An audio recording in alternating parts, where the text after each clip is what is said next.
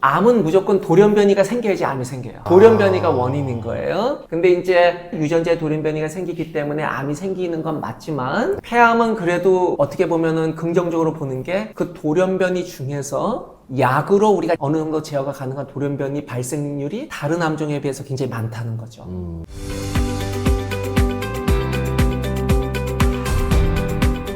네, 안녕하세요. 이번 시간에는 제가 꼭 모시고 싶었던 분을 드디어 모셨습니다. 대한민국을 대표하는 폐암 전문 종양내과 교수님 조병철 교수님을 모셨고요. 그리고 유진투자증권 바이오제약연구원인 권혜순 연구원님을 모셨습니다. 반갑습니다. 안녕하세요. 예, 두 분을 함께 모시고 인터뷰하니까 너무 반갑네요. 저도 오늘 이 인터뷰를 위해서 제가 미국에서 오자마자 방송을 찍게 됐습니다. 제가 실제로 저도 경험을 해보고 나서 느꼈던 것 중에 하나가 뭐냐면 암이라는 게 왜 이렇게 정복이 안 될까라는 생각이 많이 들었었어요.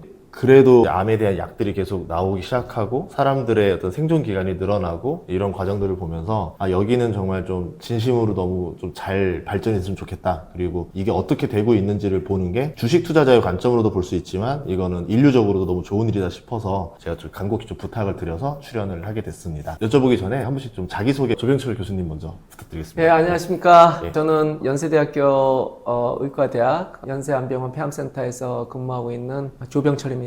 자타가 아무래도 인정해주는 신약 개발을 굉장히 열심히 하는 사람이고 오늘 이렇게 무려 구독자 수가 200만이 넘는 100만 넘습니다.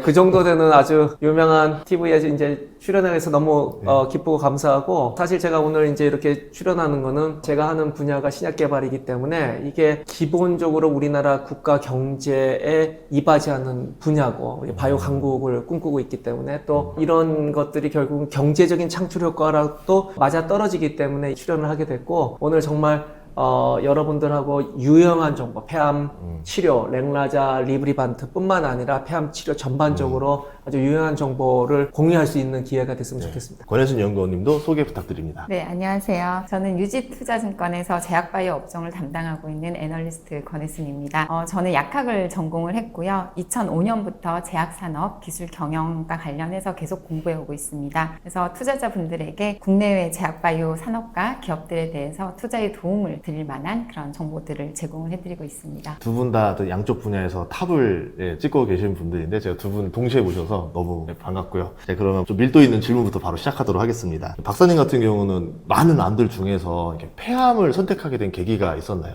예, 특별한 계기는 없었고요. 그 당시 한 20년 전이죠. 2008년도에 제가 이제 이 전공을 선택하게 된 거는 사실은 자의에 의해서 선택보다는 타의에 의해서 남들이 다른 분야를 다 하고 싶어 하고 저한테는 다른 분야, 특히 이제 그 당시만 해도 위암, 대장암이 이제 아주 최고의 인기 과목이었거든요. 폐암만 그 당시만 해도 랭라자, 표적치료제, 면역항암제 거의 전무한 시기였어요. 그래서 남들이 다 하고 싶어 하는 거 말고 불모지, 사람들이 하기 싫어하는 게 딱 하나 남았는데 그게 폐암 분야였어요. 그래서 타의로 어쩔 수 없이 이걸 선택을 하게 됐는데 시간이 지나고 나니까 정말 저한테 딱 맞는 사실은 전 세계에서 어떤 암종을 망라하고라도 신약 개발에 보고가 되는 암이죠. 왜냐하면은 가장 많은 환자 수를 보유를 하고 있고 전 세계에서 한 200만 명이 생기거든요. 우리나라에서도 3만 명 매년 생기는 암종이고 또 이제 조기 진단이 안 되고 환자들이 더 오래 살고 편안하게 살기 위해서는 신약이 반드시 필요한 이제 암종이고 그러니까 신약 개발에 보고가 된 거예요, 갑자기. 그래서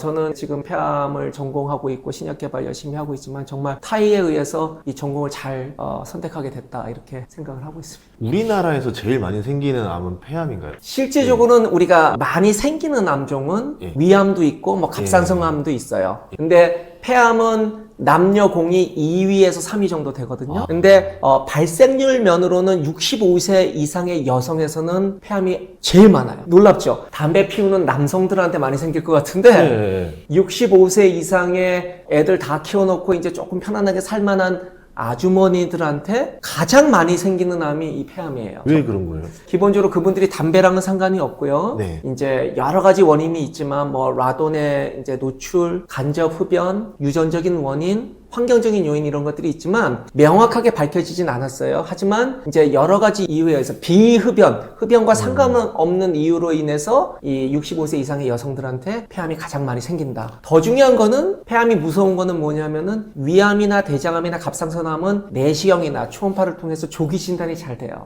조기 진단이 잘 되니까 조기 치료가 되고 그러니까 완치율이 굉장히 높죠. 근데 폐암은 아쉽게도 조기 진단할 수 있는 방법이 없어요. 아직까지는. 그러니까 많은 환자들이 이제 통계적으로 보면 60에서 70% 넘는 환자들이 4기 폐암, 이제 진행된 폐암에서 진단이 돼요. 그러니까 수술이나 방사선 치료 같은 근치 목적의 치료가 불가능한 병기에서 발견이 되고 그러니까 이제 신약에 더 많이 의존할 수밖에 없는 그런 환자군이 많은 게 특징이죠. 폐암은 초기 증상 이런 게 혹시 없어요? 증상이 물론 있어요. 암이 네. 많이 진행된 네. 경우에는 두통이 따르고 가장 흔한 게 기침, 가래, 호흡곤란, 흉통 이런 것들. 하지만은 이런 것들은 대부분 암이 진행된 다음에는 흔하게 생겨요. 근데 초기에는 그런 증상이 애매모호하죠. 우리가 기침 많이 하시잖아요. 그렇죠? 네, 감기 네, 걸려도 네. 기침하고. 그러니까 환자분들이 처음에 기침할 때 몇 개월 동안은 그냥 감기 객견이, 알레르기 객견이 이렇게 오인을 해서 조기 진단을 놓치는 경우가 굉장히 많죠. 그러면 예를 들어서 뭐 폐암이라는 거를 발견하고 나면은 생존 기간이라는 게 있잖아요. 평균 얼마 정도 되나요? 제가 전공의 때만 해도 20년 전까지만 해도 진단되면은 한 6에서 8개월이었어요. 근데 지금은 이제 통상적으로 한 2년에서 2.5년 정도 평균적으로. 하지만은 특수한, 좀 이따 이제 길게 얘기하게 할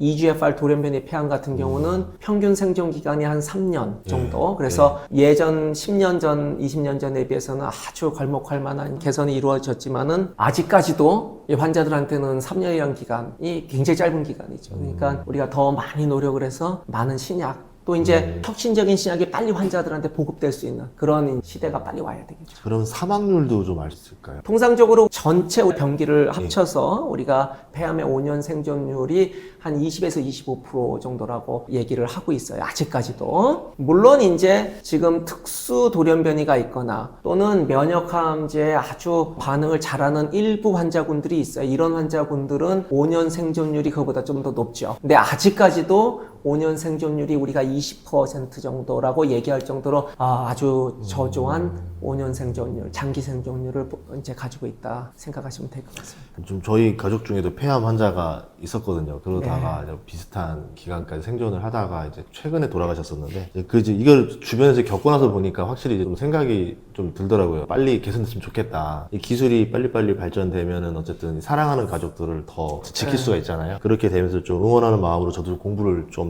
하다 보니까 기소세포 폐암이라는 그리고 돌연변이 이게 폐암에서 흔한 일이다라고 들어서 일반암은 돌연변이가 흔한 경우는 아니잖아요. 이제 이렇게 말씀드릴게요. 암은 무조건 돌연변이가 생겨야지 암이 생겨요. 돌연변이가 원인인 거예요. 근데 이제 유전자에 돌연변이가 생기기 때문에 암이 생기는 건 맞지만 폐암은 그래도 어떻게 보면은 긍정적으로 보는 게 그 돌연변이 중에서 약으로 우리가 어느 정도 제어가 가능한 돌연변이 발생률이 다른 암종에 비해서 굉장히 많다는 거죠. 그러니까 폐암은 EGFR 돌연변이, ALK 돌연변이, ROS1 돌연변이, RET 돌연변이 우리가 지금 현재 FDA에서 승인받은 표적 치료제의 대상이 되는 돌연변이가 한 10가지 정도 돼요. 그러니까 이 돌연변이가 있어서 암이 생기는 건 참 안타깝지만은 기본적으로 그런 돌연변이들의 상당수가 우리가 표적 치료제로 제어가 가능한 이제 돌연변이다. 이렇게 생각해 주시면 되겠습니다. 그러면 예를 들어 폐암 치료법이 과거와 지금의 차이가 나는지 어떻게 발전됐는지 좀 들어볼 수 있을까요? 굉장히 빠르게 발전하고 있고 저같이 공부를 거의 24시간 하는 사람도 캐치업하기 어려울 정도로 빠르게 발전해요, 요즘은.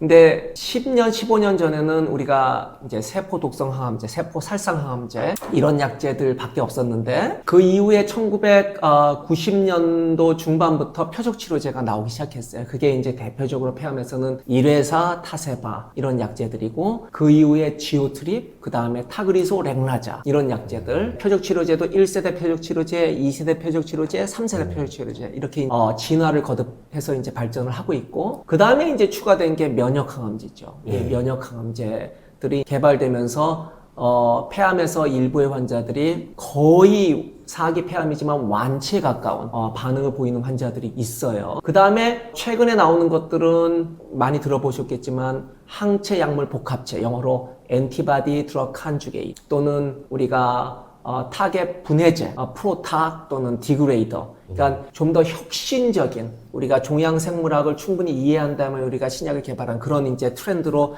많이 진화를 거듭하고 있죠. 또 제가 알기로 우리 교수님께서 렉나자 임상 연구 책임자? 잠깐 뭐 제 자랑을 조금 해드리면은 렉나자라는 3세대 EGFR 표적 치료제 그거를 전임상 우리가 이제 세포주 실험 그 다음에 동물 실험부터 시작해서 1상 임상 연구, 2상 임상 연구, 3상 임상 연구를 통해서 국내 식약처까지 승인까지 이제 이끌어냈고, 물론 저 혼자만의 일은 아니고 하늘에서 상당 부분 도와준 일이고, 국내외 많은 연구자들이 함께 힘을 합친 거고, 그 다음에 이제 리브리반트라고 이제 지금도 혁신적인 약이에요. 그 당시만 해도 굉장히 혁신적인 약이고, 이중항체라고 그러죠. 이중항체라는 컨셉을 폐암을 포함해서 고형암에 처음으로 들여오고, 처음으로 승인된 약이에요. 이중항체 개념으로는 고형암에서. 근데 리브리반트를 전임상 연구, 그 다음에 1상 연구, 그 다음에 3상 연구까지 해서 이제 EGFR 엑손 20번 돌연변이, 특수 돌연변이에요. 이 돌연변이 승인받은 이제 데서 이제 주도적인 역할을 했고, 또 특이한 거는 두 가지 약을 병용하는 거를 1상부터 2상, 3상까지. 그러니까 두 가지 약을 처음부터 끝까지 우리가 동반자로서 개발을 했고, 이 두 가지를 결혼을 시켜서 처음부터 끝까지 결합해서 성공을 하는데 이제 그 가운데 있었던 사람이라고 생각하시면 될 것 같아요. 렉나자 리브리반트에 있어서는 전 세계 어떠한 의사들보다도 경험이 많고 또 굉장히 자부심이 있고, 렉나자 리브리반트가 환자들한테 주는 임팩트가 굉장히 크거든요. 왜냐면 이 환자 수의 규모 자체가 1년에 우리나라에서는 3만 명에 한 40%면 한 6, 7천. 근데 이게 매년 생기는 거예요. 계속 이제 쌓이니까 굉장히 많은 환자분이고, 전 세계적으로 따지면은 거의 한 30만, 40만 1년에 이렇게 생겨요. 연간 생기는 환자 수가 그래요. 그래서 이 환자들한테 주는 이 임팩트가 굉장히 크거든요. 이 약제가 성공적으로 개발하는데 제가 많은 연구자들과 같이 힘을 써서 이제 코어에 있었다는 거에서 굉장히 크게 자부심을 가지고 있습니다. 그러면 이 렉나자랑 렉나자 리브리란트 병용이랑 어떤 차이가 있는 거예요? 이런 거예요. 우리가 의학이라는 게 수많은 질병에 시달리잖아요. 이제 인간이. 이제 여러 질병을 통해서 우리가 얻은 교훈은 뭐냐면은 어떤 질병이든지 간에 특히 암에서는 우리가 하나의 약제로 한 가지 타겟만 억제해서는 암이 어떤 질병이 완벽하게 조절되지 않는다는 거예요. 그게 우리가 결핵을 통해서도 확인을 했죠. 결핵약을 우리가 한 가지 쓰지 않고 무려 4제요법을 해요. 그래야지 우리가 결핵을 완벽하게 조절할 수 있다는 걸 터득을 하게 됐어요. 이게 병용요법이라고 그러는 거죠. EGFR 돌연변이 폐암에서 병용요법을 많이 시도를 했어요. 여러 가지 약제로. 근데 이 렉나자 리브리반트는 뭐냐면은 EGFR 돌연변이 폐암에서 가장 중요한 유전 물질, 항암 물질, 그러니까 암의 생존에 아주 중요한 유전자를 두 개를 동시에 억제를 하는 거예요. 이제 굉장히 재밌는 메커니즘, 우리가 기존으로 억제를 하는 거예요. 렉나자는 잘 알려진 타그리스하고 동일해요. EGFR 돌연변이 폐암의 어떤 생존 시그널을 억제하는 거예요. 리브리반트는 굉장히 재미있는 약제인데 이중항체라고 말씀드려요. 이중항체는 뭐냐면은 두 가지를 한꺼번에 잡는 거예요, 표적을. 근데 이 리브리반트가 뭐냐면은 렉나자가 잡는 타겟을 같이 억제를 해요. 그러니까 굉장히 더 빠르고 강력하게 억제를 하는 거죠. EGFR이라는 타겟을. 그 다음에 EGFR을 도와주는 또 타겟이 있어요. 암에서. 그게 MET이라는 타겟인데 에미트를 동시에 또 억제를 해줘요. 그런 기전이 있어요. 두 번째는 이 친구가 어떤 기전이 있냐면은 면역학적인 기전이 있어요. 우리 몸에 우리가 면역세포를 통해서 암세포를 공격할 수 있는 추가적인 기전이 있어요. 그래서 이 두 가지를 우리가 병용을 했을 때 EGFR 돌연변이 폐암이 좀 더 효과적으로 잘 죽고 또 오랫동안 컨트롤이 된다는 게 여러 데이터에서 증명을 했고, 그게 이제 우리가 3상 연구였던 마리포사 연구를 통해서 최종적으로 환자들한테 증명이 된 거죠. 그러면 제가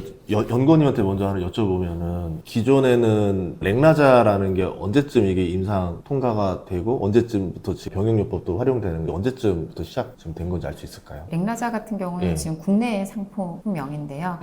국내에서는 아마 이제 2차 치료제로 먼저 쓰이다가 작년부터 해서 1차 치료제로 처방이 되기 시작했고요. 글로벌하게는 이제 존슨앤존슨이 2024년 8월에 FDA 승인을 받아서 이제 작년 2025년부터 본격적으로 처방이 증가하기 시작했다 이렇게 볼 수 있습니다. 그러면 아까 말씀하셨을 때 그 임상이 1상, 2상, 3상 다 하셨다 했었잖아요. 그러면 존슨앤존슨에서 3상을 그럼 주도했던 건데 그걸 하신 거죠? 네, 맞아요. 그러니까 우리가 렉나자라는 약이 우리나라 본토 배기 약이었어요. 네네. 그래서 처음에는 굉장히 많은 천대를 받았어요. 우리 대한민국에서 약을 개발한다고 그러니까 10년 전에는 정확하게 2015년도경부터 딱 시작을 시작했어요. 임상 연구를. 근데 그 당시만 해도 대한민국 약이라고 해서 천대를 많이 받았는데 얘가 일상 연구를 했는데 상당히 효과가 좋은 거예요. 반응률이 60% 정도 나오고 무진행 생존 기간이 타그리소에 준하거나 그것보다 좀 더 나은 결과를 보여준 거예요. 일상 연구에서. 그 당시에 제가 존슨앤존슨이랑 이제 리브리반트라는 약제를 그 단독요법으로 또한 개발을 하고 있었는데 존슨앤존슨에서 이 렉나자의 임상 데이터를 보고 얘네 둘이 같이 병용을 하면 참 좋은 시너지가 있겠다 이런 생각을 하고 인라이선싱을 한 거죠. 그게 아마 2017년도였을 거예요. 기술 수출을 한 거죠, 유한양에서. 그래서 존슨앤존슨에서 이 렉나자와 리브리반트를 병용을 해서 1상 연구부터 3상 연구까지 이제 쭉 달린 거죠. 그렇게 해도 실험은 다. 예, 그렇죠. 제가 전 세계 마리포사 임상 연구 같은 경우 한 200여 개 병원이 참여를 했거든요. 그래서 그 연구의 총괄 임상 책임자로 활동을 하면서 한 3, 4년 가까이를 이제 3상 연구를 이끌었죠. 일반인 관점에서 궁금한 건데 병원은 200개로 할 필요가 있어요? 그냥 한 군데 그냥 몰아놓고 딱 하면 되는 우리가 거예요? 이제 첫 번째는 뭐냐면은 우리가 글로벌 레프리젠터티브라고 그래요. 우리가 어떤 약제가 FDA 승인 받기 위해서는 전 세계 여러 국가에서 여러 인종을 우리가 대변할 수 있는 약이어야 돼요. 두 번째는 이런 거죠. 의사 입장에서 제가 매일같이 환자를 보는데 지금 제 손에는 어떤 회사에서 만든 A라는 약제밖에 없어요. 근데 이 약제의 한계에 대해서 너무나도 잘 알아요. 그러니까 한 1.5년 정도 되면 거의 대부분의 환자가 내성이 생기고 그 다음에 3년 정도 되면은 환자분이 이제 병에 의해서 돌아가신단 말이죠. 언맷 니드라고 그러죠. 우리가 의학적인 미충족 수요가 있다는 걸 누구보다도 잘 알아요. 임상 현장에 있으면. 그러면은 이 약제의 기존 우리가 렉나자 단독요법, 리브리반트 단독요법, 그 다음에 얘네들이 보여준 병용요법으로서의 여러 가지 시너지 효과를 보면은 누구라도 하고 싶어 하죠.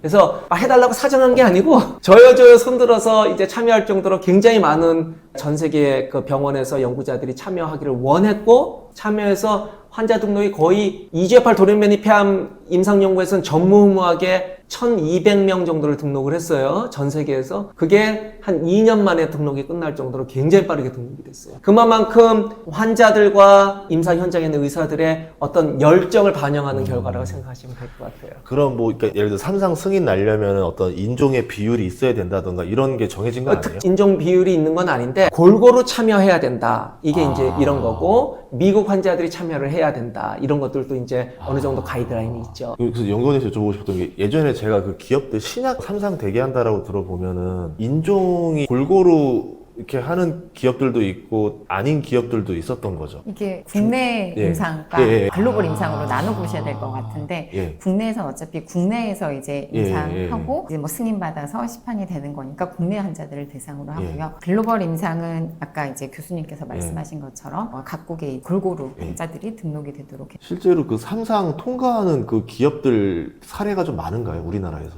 이것도 이제 국내랑 해외랑 나눠보시면 되는데 국내는 뭐 제너릭 의약품이라든지 뭐 신약들이 있기는 한데 뭐 글로벌 신약이 아니라서 저희가 뭐 혁신적 신약이라고 평가를 하고 있진 않고요. 이제 글로벌 신약으로서 FDA 승인을 받은 혁신 신약으로 볼 수 있는 약은 레이저티닙, 이제 렉나자가 거의 뭐 두 번째 정도 이렇게 보고 있습니다. 첫 번째는 이제 SK 바이오팜의 엑스코프리라는 약이고요. 이제 두 번째가 렉나자라고 보시면. 그러니까 항암제로는 렉나자가 지금 현재까지 유일하고 첫 번째예요. 항암제에서? 그거 엄청난 일이었던 거네요. 24년도 여름 아니었습니까? 제 기억에 맞다면 속보로 떴죠. 그게 떠서 대박이야 이랬는데 주가가 생각보다 안 올랐던 걸로 기억하거든요. 그 전에 한 100% 올랐었어요. 아, 전에? 그래도 제 100% 생각엔 이게 엄청난 일이면 우리나라 제약사 보면 10배씩 오르는 거 되게 흔하잖아요. 근데 그런 항암을 했는데 무슨 그렇게 안 왔던 거 시장에서는? 그리고 약이 개발된 기간이 길었었기 때문에 이제 뭐 유한양행은 이제 교수님께서도 말씀을 하셨다시피 2015년부터 이제 개발에 참여를 했었고 2018년에 이제 존슨앤존슨에게 라이센스 아웃이 되면서 또 한 번 기업 가치가 레벨이 됐었고요. 글로벌 임상 1상과 이제 2, 3상을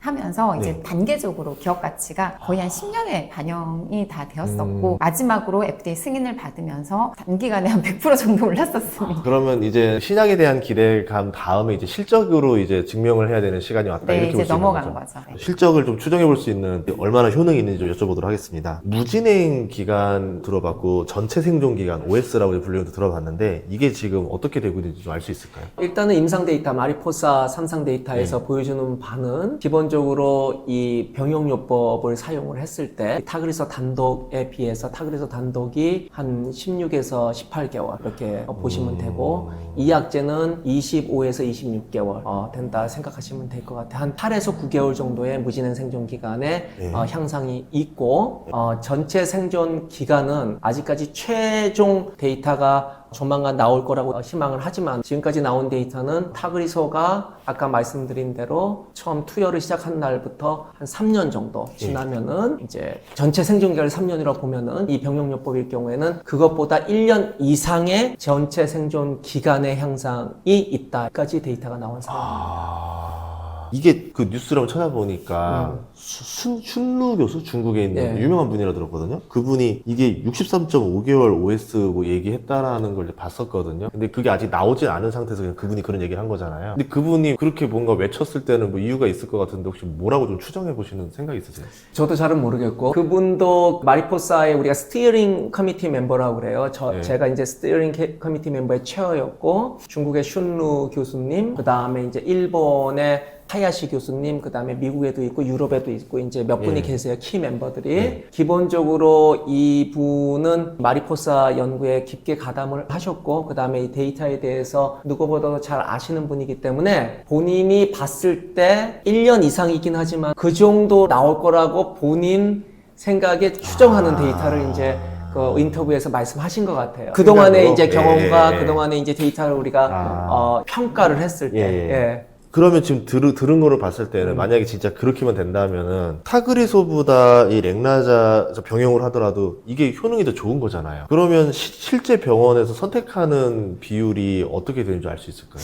일단은 저는 이제 요렇게 좀 설명을 드리고 싶어요. 그 실제로 환자들한테 어떻게 처방이 되는지 하기 전에 마리포사 병용요법이 렉나자 리브리반트가 전 세계 최초로 타그리소라는 어찌 보면은 아성이죠. 거의 10년 가까이를 단독요법으로 이제 환자들한테 처방되는 이제 일종의 독점이죠. 독점으로 처방됐던 이 약의 성능을 압도하는 이제 성능을 보였단 말이에요. 여러 가지 면에서 우리가 무진행 생존 기간 면에서 반응의 지속 기간 면에서 그 다음에 전체 생존 기간 면에서 압도적인 이제 성적을 보였단 말이에요. 특히나 환자분들한테 가장 중요한 게 뭐겠어요? 오래 사는 거죠. 오래 사는 거예요. 우리가 감내할 만한 부작용을 가지면서 가장 오래 사는 약제가 무엇이냐 가장 넘버원으로 꼽는 거예요. 그래서 이 최초로 전체 생존 기간을 기존의 약제보다 압도적으로 이제 그 성적을 보여준 병용요법이기 때문에 지금 임상 현장에서는 이런 거예요. 임상이라고 하는 거는 우리가 환자를 다루는 거죠. 우리가 동물을 다루는 어떤 분야가 아니란 말이죠. 그렇기 때문에 어떤 약제가 나온다고 해서 하루아침에 확 바뀌고 그러진 않아요. 가이드라인이라는 것도 많은 우리가 논의를 거쳐서 우리가 가이드라인에 올라가고 그러는 거거든요. 최근에 이제 우리가 병용요법 NCN 가이드라인에 넘버원으로 올라갔죠. 그런 것처럼. 그래서 기본적으로 지금 현재 학계에서는 과연 이 타그리소 단독을 써야 되느냐 아니면 환자들한테 좀 더 우월한 생존율을 보여주는 병용요법으로 가죠. 이게 아직까지도 약간은 디베이트가 있어요. 근데 저는 이제 전문가적인 식견에서 전체 생존 기간을 압도하는 그거를 추월할 수 있는, 그걸 우월할 수 있는 선택의 요소는 없다고 생각해요. 환자 입장에서 봤을 때. 그러면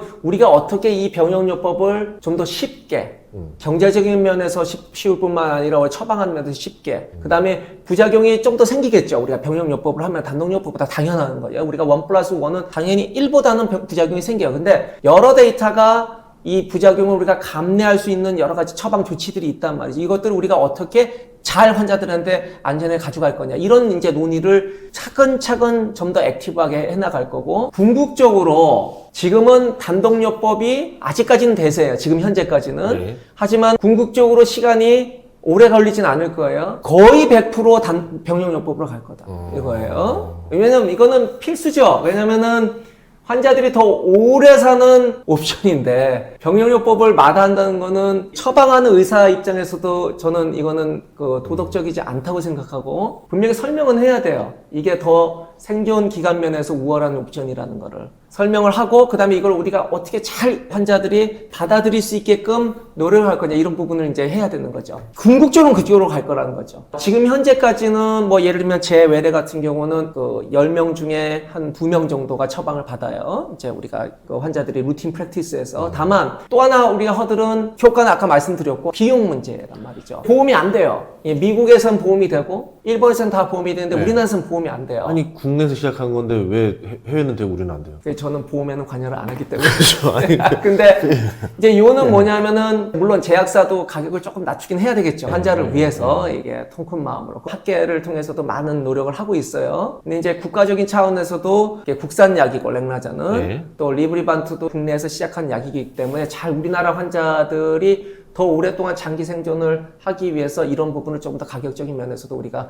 신경을 좀 써야 된다고 생각을 하고 있고 보험 문제가 해결이 돼야 되고 그런 것들이 해결되면 궁극적으로 시간이 문제지 이 병역요법이 거의 대부분 대세가 될 거다. 그럼 보험이 되는 걸 1차 약이라고 하고 안 되는 걸 2차 약이라고 부르는 거죠? 그렇진 않아요. 보험을 해주는 거는 이제 궁극적으로 이 약제 가격 때문이거든요. 예. 그래서 마리포사 레지멘, 그러니까 렉나자, 리브리반트든 타그리소든 렉나자 단독이나 타그리소 단독은 2차 약으로 승인이 돼 있어요. 보험도 되고 1차 약제로도 단독요법은 이제 보험도 되고 승인이 돼 있어요. 병역요법이 보험이 안 돼요. 왜냐면 고가의 약이니까. 약 가격이 많이 차이 나요? 이제 렉나자 가격은 유한양이 국내 회사니까 예, 저는 유한양이 통 크게 이제 양보를 했을 거라고 생각해요. 저는 잘은 모르지만 다만 리브리반트는 이제 J&J 약이기 때문에 니고시에이션이 잘 안 될 수 있겠죠. 외자사니까. 그러니까 이게 이 약은 굉장히 고가예요. 미국 가격으로 버는 게 스탠다드예요? 국내 가격으로 버는 게 스탠다드? 미국 가격. 미국으로 대략 얼마라고 봐야 돼요? 근데 제가 볼 때는 그게 한 우리나라 지금 현재 가격으로 보험이 안 됐을 때 한 번 맞는데 한 700만 원 정도 돼요. 한 달이면은 통상적으로 한 1,400? 아, 2번 맞아야 돼요? 예.